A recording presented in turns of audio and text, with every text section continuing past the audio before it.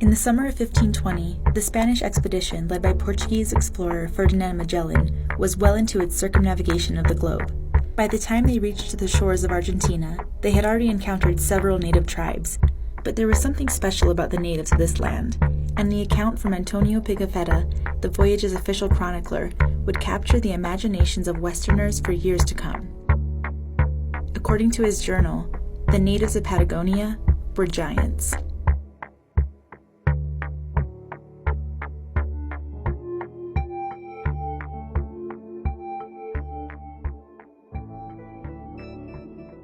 Myths and legends of giants go back through every culture in every corner of the world, and in many cases, the mythological aspect of these giants is obvious.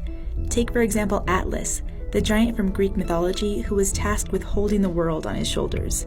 But sometimes, the stories aren't so heavily exaggerated, and there is even evidence that giants did once walk the earth. In the 1800s, as European settlers continued to expand west across the United States, they started coming across earthen mounds that had been constructed by native inhabitants of North America. The settlers started excavating the mounds with little regard for the native cultures who had built them for religious, ceremonial, and burial purposes. And the sensational headlines regarding what was found in those mounds all reported one thing: skeletons. Giant skeletons. But these weren't just a few obscure papers. These were reputable sources, like the New York Times and Scientific American. Even Abraham Lincoln references the giants in 1848 during a visit to Niagara Falls, saying, "The eyes of that species of extinct giants, whose bones fill the mounds of America, have gazed on Niagara as ours do now." According to the numerous articles published during this time, the skeletons were regularly found to be between 7 and 10 feet tall, and some even reported taller individuals, like the one mentioned in this New York Times article from 1885. If the whole frame is in proportion to 2 thigh bones that were found, their owner must have stood at 14 feet high. A representative of the Smithsonian Institution is here investigating the curious relic. The fact that it was being investigated by a representative of the Smithsonian may not seem out of the ordinary, but it appears to be a theme seen throughout these reports. Some believe that the Smithsonian was involved in covering up these artifacts, which were often surrendered to the museum for further study. This theory is supported by the fact that no studies or exhibitions followed the initial reports of these anomalous discoveries, and the accounts become even more compelling when you consider how many oral traditions of the Native American tribes in those regions tell of a race of giants. In a more recent discovery, 205 graves were unearthed in China's Shandong province. The archaeological dig found that a significant number of these men stood around the 6-foot mark, with the tallest man standing at 6'3". Now, this may not seem incredibly tall by today's standards. After all, the average height of today's NBA player is around 6'7". But 5,000 years ago, when these Longshan people were still alive, they would have loomed over their Neolithic contemporaries, who were much shorter by comparison. The Central American Mayans, for example, had an average male height of 5'2" and an average female height of 4'8". The giants of Longshan were unusually tall for their time, but their height wasn't out of the realm of what we consider possible within the established narrative of our past. So what happens when we find evidence that could completely upend that narrative?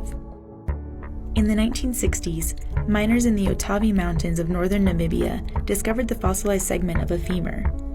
The mineralized bone was turned over to Philip Tobias, the late paleoanthropologist from South Africa, and it remains in his vault at Wits University in Johannesburg to this day. In Michael Tellinger's video, posted in 2013, he visits Professor Francis Thackeray at the university to view the impressive artifact. The professor identifies the mineralized bone as having belonged to a Homo sapien, and when he brings out an average-sized femur for comparison, the difference is clear.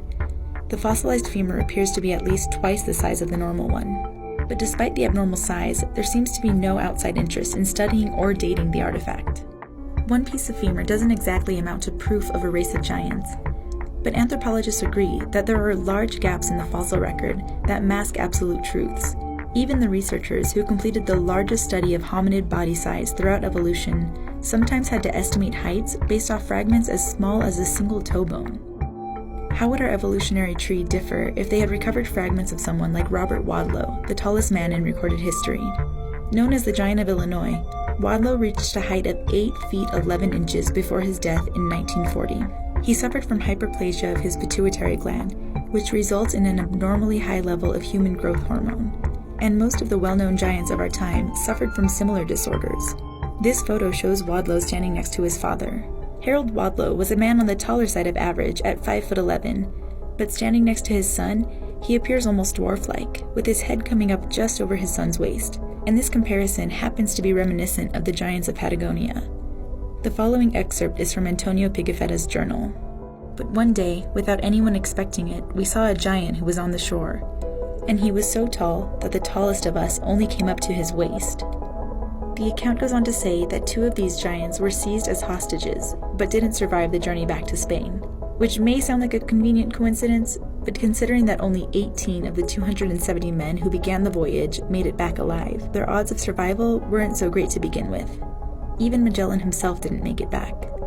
60 years later, when Sir Francis Drake made it to Patagonia during his circumnavigation, his nephew wrote that Magellan had exaggerated the height of these natives, stating that the men were only 5 cubits, which is 7.5 feet. So even by today's standards, these were massive people. We may never know if a race of giants walked the earth, or know for sure how much truth there is to the giant mythologies present throughout every culture. But consider this. Most animals that walk the earth today have a giant prehistoric ancestor. Great white sharks have the megalodon, who beats their size by about 40 feet. Then there's the titanoboa, a snake which reached 42 feet in length. Even sloths had a giant ancestor, the megatherium, who were as big as modern-day elephants. So is it really out of the realm of possibility for humans to have had giant ancestors too?